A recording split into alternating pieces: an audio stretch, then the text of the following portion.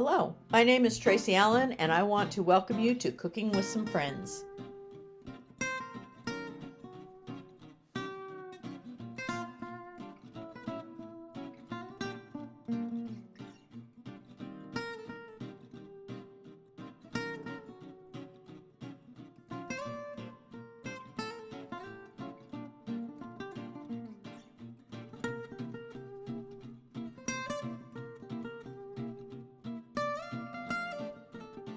Hi everyone and welcome to Cooking with Some Friends.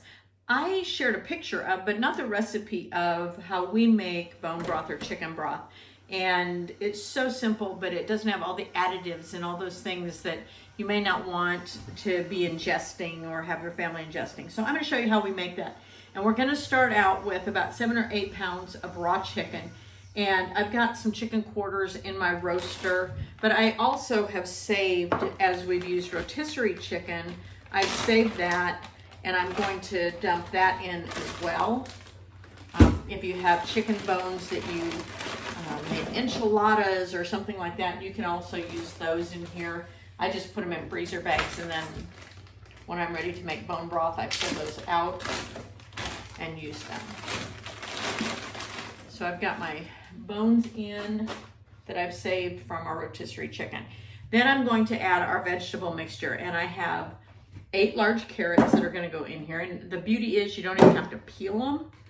Now, there are times when we've frozen carrots and we've gone ahead and peeled them and put them in the freezer. If I've done that, I save back my peelings and put those in the freezer bag as well, because you can use the peelings for part of your carrots if you want to. I have some red cabbage I'm going to put in. And I have 3 yellow onions, that skins and all, that I've just cut in half. And then 1 whole head of parsley that I've cut in half. And celery. I have about 1/2 pound of celery, but I want leaves and all, so you can add up to 1 pound of leaves as well, because that's where you get your nutrients and your flavor.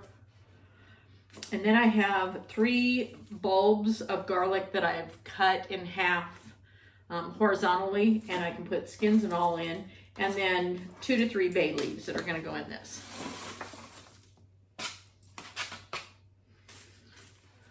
Okay. Now for our spice mixture that's going to go in, I have salt, and I add about 1 tablespoon of salt. I have 1 tablespoon of black pepper in here, about 1 tablespoon of turmeric, and then some thyme and rosemary, just about a scant tablespoon of each one of those. Now I'm going to go ahead and fill this to the fill line with water. So I will continue to fill it. This isn't nearly enough. Now I have water all over the front of me. Anyway, I'm going to fill it to the fill. The pepper got me. The fill line. I have my roaster set about 225 to 250. Excuse me, it's the pepper. I'm going to leave this until it comes to a boil. At that time, I want to drop the heat down to about 205, and then I'm going to check it every 25 minutes or 20 to 25 minutes for about 75 minutes. At that point, I can pull the chicken out and take it off the bone and use the chicken in something else, and then let it cook. So I'll come back after it reaches the boiling point. So I'm going to fill it the rest of the way with water, put the lid on it, and let it do its work.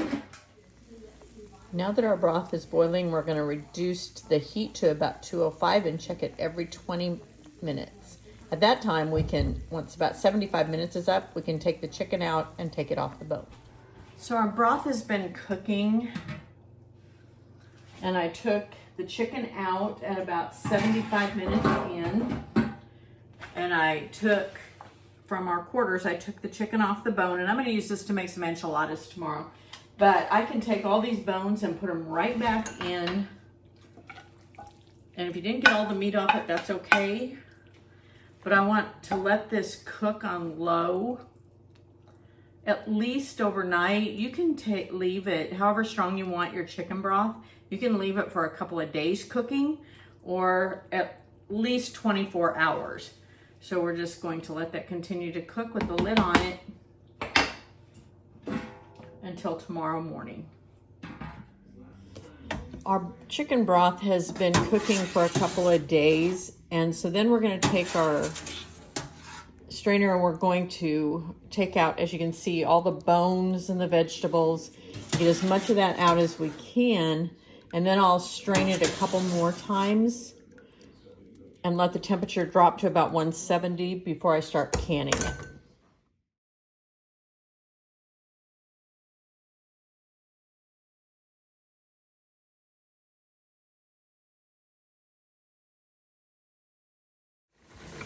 Place your jars of broth into your canner and process for 25 minutes at 10 pounds of pressure. And you want to make sure all your jars have sealed tightly and remove them. If they have not sealed, then refrigerate them or use them right away. But these make great, and you can use a pressure cooker or a hot water bath. I just don't trust the hot water bath when we're talking about meat products.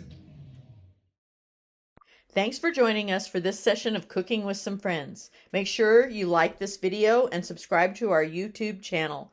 And find us on Facebook at Cooking with Some Friends.